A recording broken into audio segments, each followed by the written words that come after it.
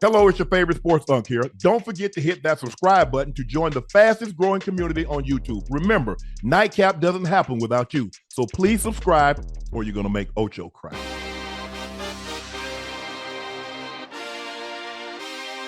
Ocho, Mary Kay Cabot, when she reports all things Browns, I listen.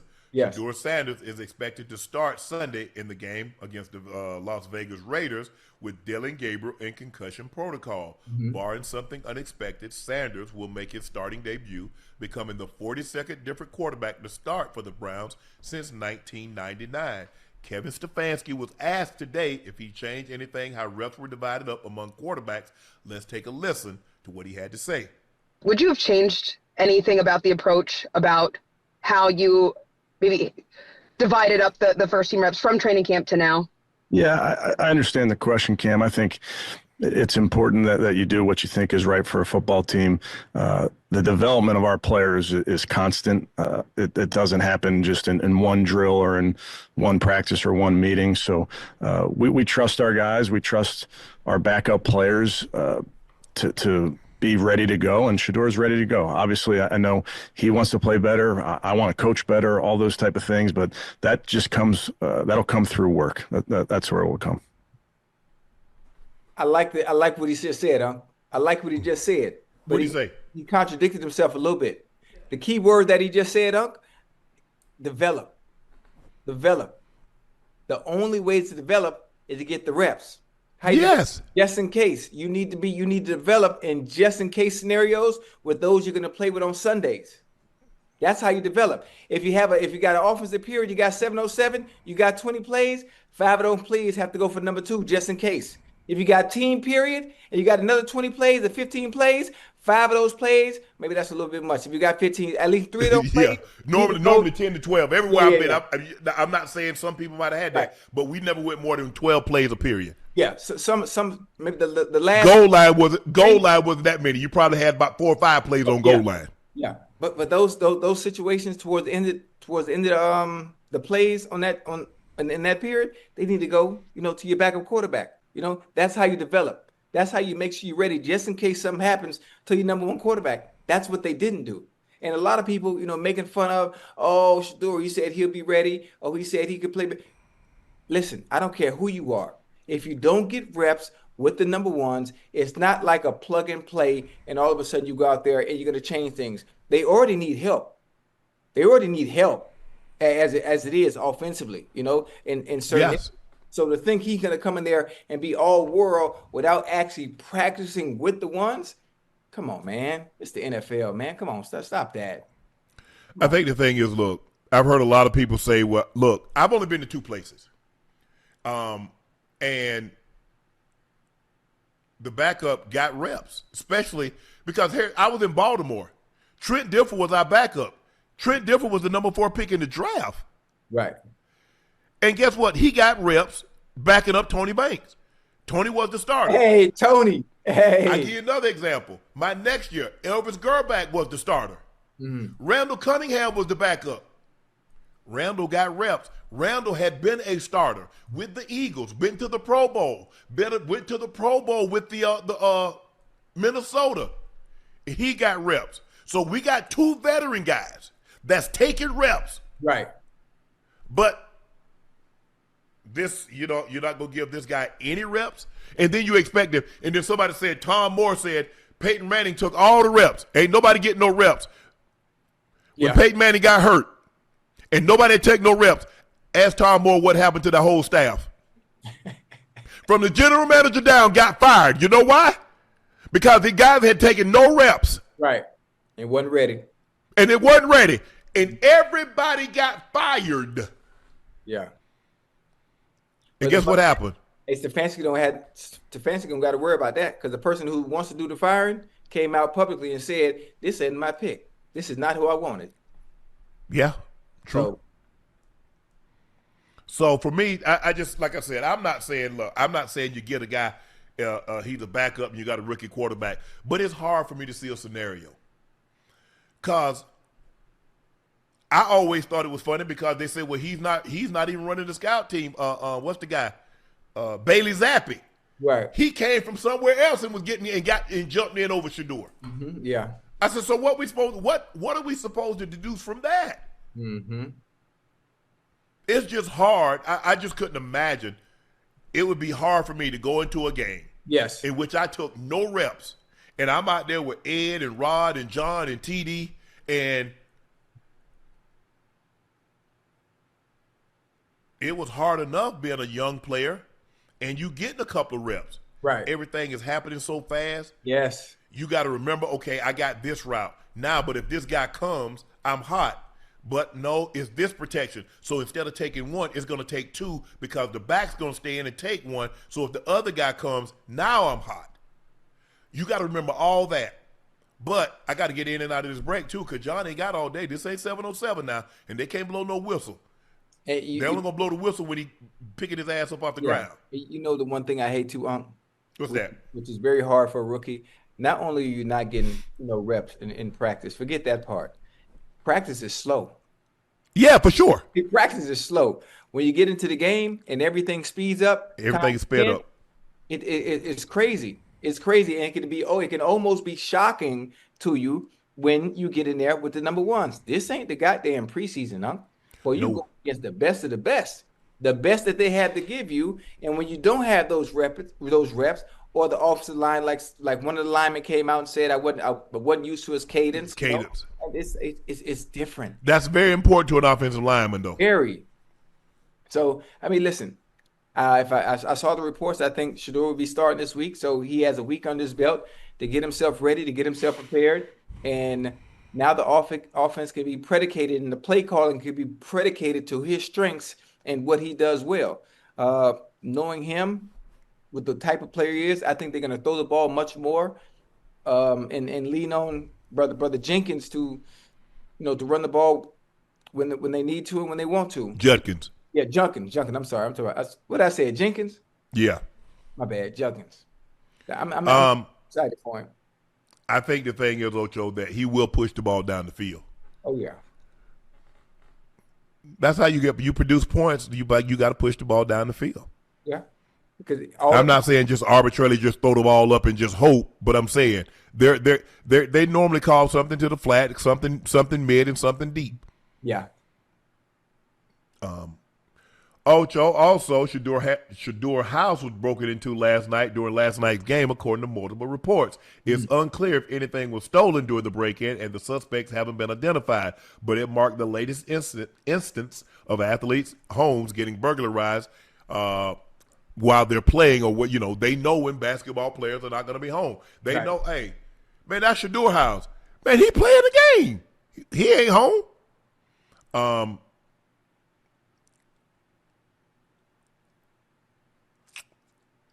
I mean, it'd be tough, Ocho, having the type, you come in the game, you're excited, you don't play as well as you hope, and then you get home, and it's the ultimate violation. It is. I don't know if you've ever had your house broken into, but I had mine broken into.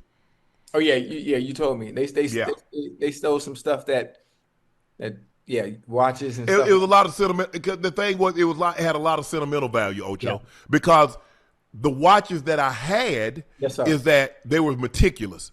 Mm-hmm. I had to wait a year, had to wait 3 years, had to wait 4 years before I was able to save up and get the watch. Right. So it meant a little bit more to me than the watches I was able to get to replace them. Right. But my 84 chain that my brother gave me. Yes, sir. I had a medallion with all my kids' name on it, a dog tag. Damn. So it was one big K and then all the kids' names. They got that. My cuff links. So it's an ultimate. You feel betrayed. You're like, that's one of the reasons when I wanted to move also. Right. Because I was like, man, I can't. Because it never happened. It never happened. I remember the times I would walk the dogs and I would leave the door unlocked. Mm-hmm. And just this one time, I was gone for about an hour and come back and an hour. That's it. I was gone for about an hour. God damn. Yep. You see. You know what? I think nobody has ever robbed me. Can I tell you why? Why? What have I always preached about since I've been in the league since 2001? Ain't nothing I'm wearing. What? Yo. Earrings, chains. Why? Nothing. Ain't none of that real. So what you coming to my house for? You're gonna be mad as hell. You know, that's something that I've always preached, you know, over and over and over. And you know, now's a little different. Now's a little different because you know I was able to set aside enough to now I can treat myself. I can enjoy myself and you know get a little bit of out of character when it comes to the fruits of my labor and enjoying it a little bit more. But I never had any issues like that, huh? Yeah, it was. I mean, I've heard of people like it happened. You know, I'm like, man, they say, Shannon, you just feel so violated. Yeah. The freedom and the independence that you felt that you thought you had, it's never gonna be the same, and it's not. You know, you become very, very, very skeptical, and you know, you just don't want to trust. God damn, I'm still thinking about that. Well, you were gone for an hour? I was gone for an hour. Yeah. And it had to be somebody you know, man. Golly, man. Yeah. Well, I think the thing is, maybe they were just, I don't know, but that was the hardest part, man. It's just like the stuff that they stole, man. I had worked so hard. I mean, I think my brother gave me my first Rolex when I graduated college. So I started getting Rolexes. The one that old boy gave back to me when I went back in there, saying, "Partner, let me get that right there." I had to trade that in on something else. Yeah. Oh, okay. Let me get that right there. Wait, you had a Rolex in college? Once I graduated. God damn. Once I graduated college, my brother got me a Rolex. I never forget. Oyster Flex band, two-tone, stainless steel and gold. I'm proud of you. Yeah. Rick Bruster. That's live. Too bad, you know. Man, it's you ever had one of these? What's that? What is a Casio 1983? No. Oh no? Yeah, I had they used to have the digital. You remember were you old enough to wear a watch when they had the digital watch craze? Yeah, man, I'm 53. When you squeeze it and it light up? Yes. Yeah. I recall that. It's so funny. I still got my gold Casio. I got the calculator watch. I got this 1983 Casio. Yeah. What else? I got one more Casio watch that's all black. I'm talking about classic back in the days. You know, when you go to school and you have math class and you have a test, you be able to use it to cheat on your test. Yeah. I know exactly what you're talking about. They got that. I had an AP, a LeBron. They did LeBron did an AP with a leather strap. It was gray, 600. I'll never forget. Walked in. I mean, I had to jump through hula hoops. I feel like to get that watch from the AP because I didn't have a purchasing history. You know, everybody wants you to have a purchasing history. Okay, yeah, I hate that. Matter of fact, I hate that with Richard Mille. Richard Mille. You got to have a Patek. You got to have Audemars Piguet. I'm like, sir. Vacheron, AP Jorn. Hey, I'm like, sir. FP Jorn. Excuse me. Yeah. Huh? I'm like, sir, come on, man. Same thing with Hermes. You ain't finna just walking off the street and get no bag. I see the thing with Hermes, I already had a purchase history. So anytime I meet with them, I'm able to skip. Oh, you gotta hit. Really? You don't say. Oh yeah. I got a purchase history with Hermes way back from like 11 years ago. You know what I'm talking about? I'm talking Chad, about y'all don't find that odd, huh? What? This man got a purchasing history with Patek and LP Jorn and Audemars Piguet and Richard Mille. No, only Richard Mille. And Hermes, Vacheron, Ulysses Nardi. And I can't get my bread. Chad, y'all don't find that a little bit? Y'all don't find that a little bit? Wait a minute. Hey, I said I got your money. No. I need you to put it in my pocket so I can have my money. I say that's that. You know what? You keep pressing me about this money, and the funny thing about it, I was trying to make it a Christmas gift for you. How you gonna make my money a Christmas gift? That ain't no damn gift. You got my money and give me my gift. You give me Chad. How that make Chad? Y'all need to make that make sense. This man gonna give me my money and say it's a Christmas gift. Yeah, I wanted to feel like a gift because listen, Christmas is all about giving. So that it's the perfect time to give you your money back on Christmas. Chad, Y'all ever had that happen, Chad? Somebody gave you something that's yours as a gift. Hey, let me. You know what my grandma always said? Anytime you lend money out or you bet money, you should be able to have enough to be able to withstand. I ain't got it. I did, but there was some extenuating circumstances that took place. I ain't got it no more. I ain't got it like I had it. So I need that 5,900 to come in handy. It'll do something. It'll do something for me, Ocho. Hey, let me tell you something. Even though, listen, we've all had our trials and tribulations. We all had our ups and we had our downs. We've all had the peaks. We've been to the valleys, through the highs and the lows. One thing about God, that God is a good God. Huh? Absolutely. Hey, listen, and what they take it, he can replenish. And it's tenfold. And the funny thing about it, it's gonna happen when you least expect it. You can be like, man, what the hell? And this just, I'm telling you. Let me tell you how the man worked. I know how. I believe it. Yeah. Okay, because I'm a living witness. Hey, the only thing is, Ocho, is that he wake me up every day. He give me life. I got breath in my lungs. You good?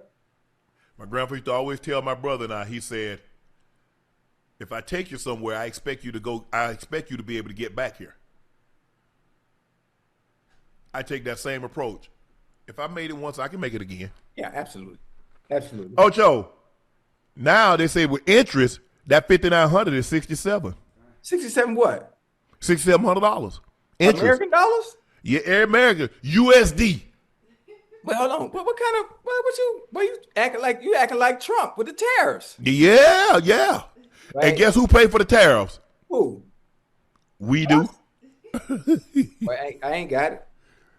6,700. But that going into child support. Man, French fry ain't gonna be able to have no Christmas. Me, I mean, my kids, grandkids, they want cars and iPads, and I was like, well, hold on. If I pay you 6,700, how my kids gonna have a Christmas? Hey, hold on, forget that. How am I have Thanksgiving? Hey, you got me. I'm gonna have to go down to the shelter. I heard they have a good meal down at the shelter. Nobody knows the trouble I see. Hey, 6,700. I got to get my kids Christmas gifts. I got to get my woman. I got to get her, her gifts and what she want. Like I got you though. Hey, I told him. I say this year, leap year, December 25th. Yeah. Yeah, we skipping over it. We going to. I'll see you next year. Hey, it's supposed to happen. It's supposed to be February 29th. It's December 25th. We're going to be right on over it. I get you next year. Hey, that's funny. Ocho, before we move on, let's take a listen to the classic response Shedeur had for the Browns fan booing Dillon Gabriel last night. Take a listen. I'm extremely thankful. Well, first, let me say this. When Dillon out there playing and all that, I appreciate the fans, I appreciate everybody, but it don't really, I'm a good person overall, so I don't really like him not feeling comfortable, confident, when he get out there. So, it puts everything in a tough spot, and it's not helping the team, so that could be taken as, okay, I'm being a distraction, even though I ain't doing that. I'm not doing that, but I'm thankful for the supporters, thankful for the fans, thankful for everybody out there, that believes. And when I got out there, I definitely felt them. And, I'm truly thankful for it. And yeah, I'm just thankful that I'm out here. I'm thankful for the opportunity, thankful for seeing all them 12 jerseys out there. And it was a great feeling. Yeah, that's something you can't control. I'm sorry, Shedeur. Yes. By the way, listen, no matter what you say, that's something that you can't control. Those fans in Cleveland have had to deal with quarterback woes for who knows how long. I'm not sure how many years it's been. And when things aren't going well, they finna boo. It doesn't matter who you are. They don't care that it makes you uncomfortable. They don't care that if you're playing bad. They do not care. They've been going through it for a very long time. They've been going through it longer than you've been alive. For sure. So you need to understand that. So when a quarterback does come in there, they were expecting something different than what they've always seen year after year after year after year. And that's just how it's going to be. They've been dealing with it for a long time. So you got to understand that and why they're booing. You know, they're not booing just for what's going on right now. They booing for all the years shit ain't been right too. Yep. You're right about that. And look, a lot of it, and I'm sure, you know, obviously you boo players, but a lot of this has to do with his dad. A lot of it has to do with the dislike that they have for his dad. Mm-hmm. And they couldn't boo his dad because his dad was so great. Mm-hmm. So the vitriol that we had towards his dad that we couldn't give to his dad, mm-hmm. we're going to take it out on his kid. And but I thought he handled that situation, and like like you said, he can't control what the fans do. Mm-hmm. He appreciate this love and support that they've given him, but I can't control what grown men and women and children booing and carrying on and saying. So it's tough. It's really a tough position to be in. Yeah. I don't envy the young man. I don't.